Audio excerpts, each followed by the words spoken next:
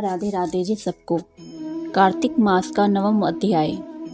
कार्तिक व्रत की उद्यापन विधि सुन लेने के बाद राजा पृथु ने नारद से कहा, हे महाराज, आपने बताया है कि तुलसी की जड़ में विष्णु का पूजन करना चाहिए।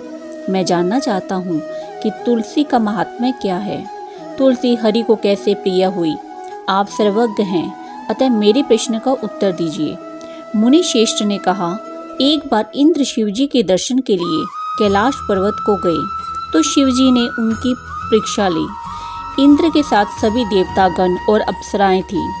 कैलाश पर्वत पर जाकर इंद्र ने भयंकर दांतों और आंखों से भयानक लगने वाले एक पुरुष को देखा।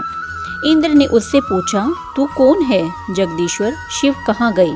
हे राजन, इस प्रकार इंद्र के बार बार प्रश्न करने पर भी जब उसने कोई उत्तर नहीं दिया तो इंद्र ने क्रोधित होकर कहा, मेरे बारे में बार बार पूछने पर भी उत्तर नहीं दे रहा है, अतः मैं तुझ पर वज्र से प्रहार करता हूँ।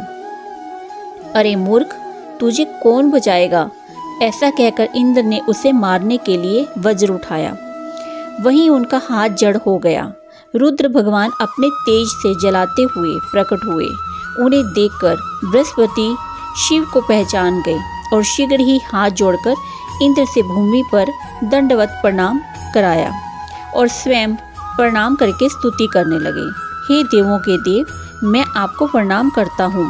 त्रिपुर के सहारक शर्व तथा अंधक दैत्य को मारने वाले आपको मेरा प्रणाम है।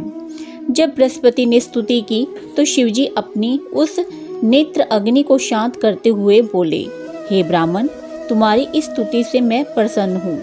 इस समय इंद्र को जीव दान करने से तुम्हारा नाम जीव हो जाएगा।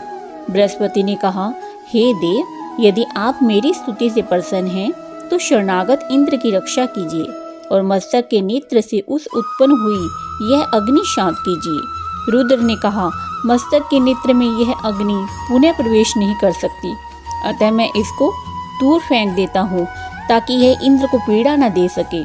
ऐसा कहकर शिवजी ने उस अग्नि को हाथ में लेकर खारे समुद्र में फेंक दिया। इसी के साथ यह 9वां अध्याय समाप्त होता है। हरि बोल, हरि बोल, हरि बोल।